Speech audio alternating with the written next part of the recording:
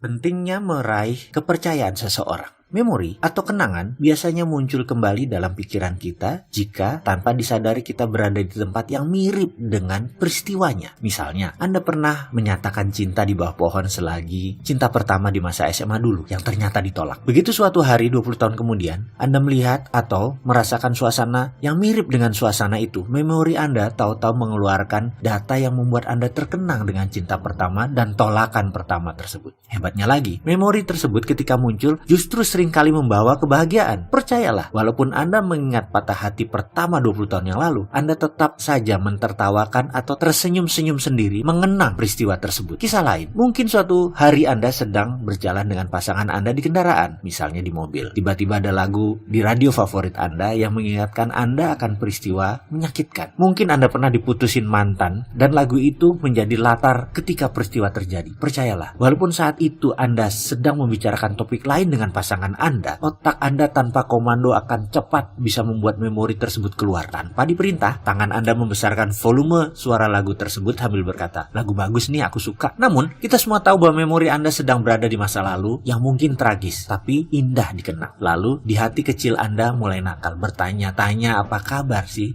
dia, lalu Anda tersenyum-senyum sendiri. Coba apa yang terjadi kalau ternyata pasangan Anda menangkap perubahan wajah Anda dari sudut matanya.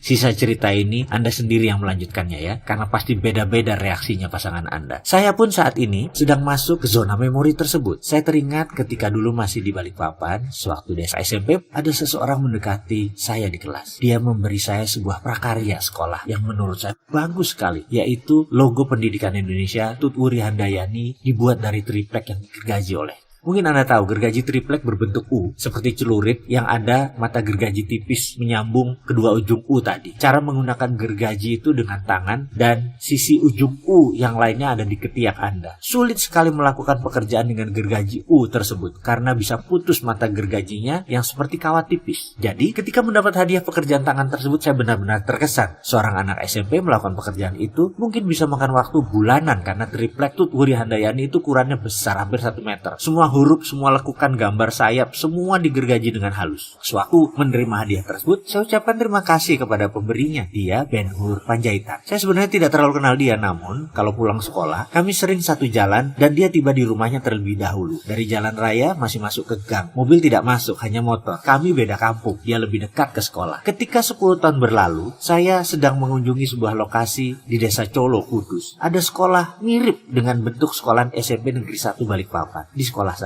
dulu, tiba-tiba memori tentang Ben Hur terbesit di kepala saya. Yang kepikiran adalah apa yang dimaksud dengan Ben Hur kasih hadiah tersebut ke saya. Apa spesialnya saya waktu itu? Kenalan juga nggak terlalu dekat kok. Sebelum dia memberi hadiah itu dan setelahnya kami juga tidak terlalu dekat. Namun 10 tahun kemudian saya jadi teringat Ben Hur gara-gara hadiah tersebut. Di mana kampung dia sekarang ya? Apa kabarnya? Saya jadi ingin bertemu dengan Ben Hur. Dan kalau bertemu saya ingin tanya mengapa dia memberi hadiah itu. Karena waktu itu saya tidak sedang berulang tahun dan tidak ada peristiwa istimewa saat Ben Hur memberi hadiah itu. 10 tahun sejak memori itu muncul, alias 20 tahun berlalu sejak meninggalkan Balikpapan, ada hal yang memancing memori tersebut muncul. Saat itu saya bekerja di PT Riva, cikal bakal PT Rekapital, yang pemiliknya dan CEO-nya adalah Bapak Rosan Roslani. Singkat cerita, kalau boleh nyombong nih ya, Rosan dulu pernah bekerja sama saya, tapi 8 tahun kemudian, selama 2 tahun, saya adalah pegawainya Rosan. Itu bisnis, itu biasa, pernah di atas, pernah di bawah. Jujur, itulah hidup, berputar-putar terus, dan yang pasti hanya rezeki yang tidak pernah tertukar. Kalau sudah jatah si A, ya pasti dapat. Dia memerlukan saya, dan pastinya saya memerlukan income yang cukup besar untuk bayar hutang-hutang saya waktu itu. Rosan memerlukan saya karena saya cukup galak dan tegas dalam memimpin organisasi. Bahkan banyak yang bilang saya ini asshole, keras dan disiplin, dan gak ada belas kasihan. Saya sangat berorientasi pada result, pengejar prestasi. Kala itu, saya sedang melakukan inspeksi ke divisi sales. Saya cukup bertanya apa yang mereka lakukan. Mereka pun jawab. Habis bertemu Bapak A, Bapak B, dan sebagainya.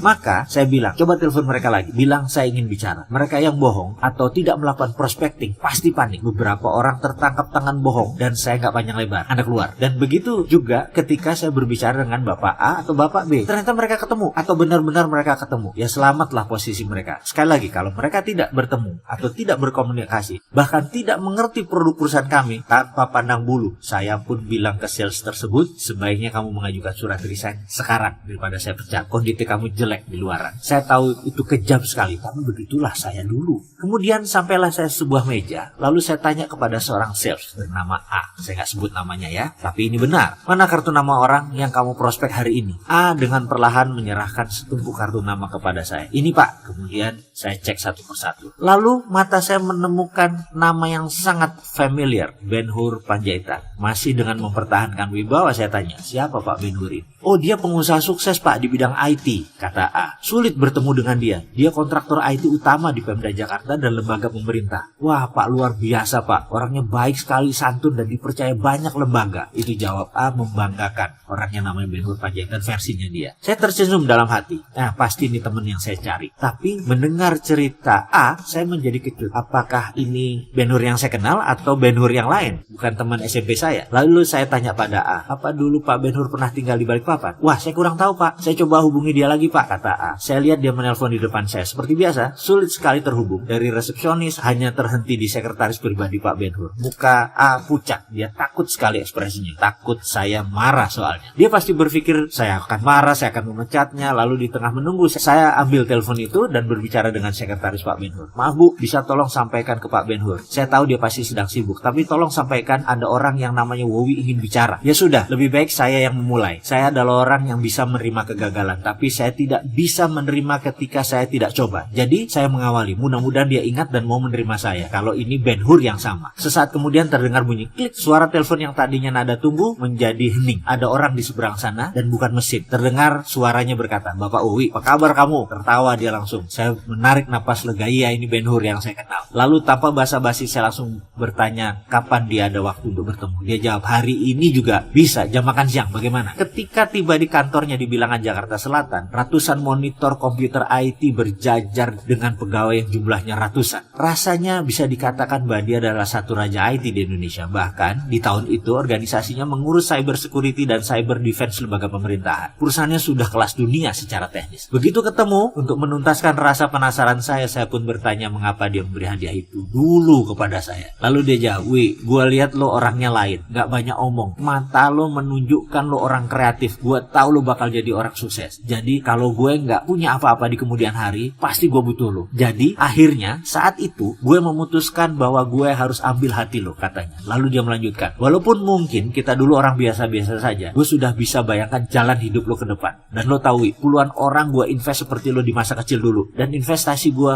gak ada yang salah. Semua benar, semua pada sukses. Termasuk semua pekerjaan yang gue dapat, gue panen dari tebakan gue membaca masa depan sahabat-sahabat gue dulu. Mendengar cerita itu saya menjadi terdiam. Seorang yang santun dan pandai hati ini memang benar apa yang dikatakan dan dilakukannya. Berinvestasilah untuk mendapatkan trust seseorang. Dan dari saya langsung percaya pada Ben-Hur. Itulah sukses Ben-Hur Panjaitan.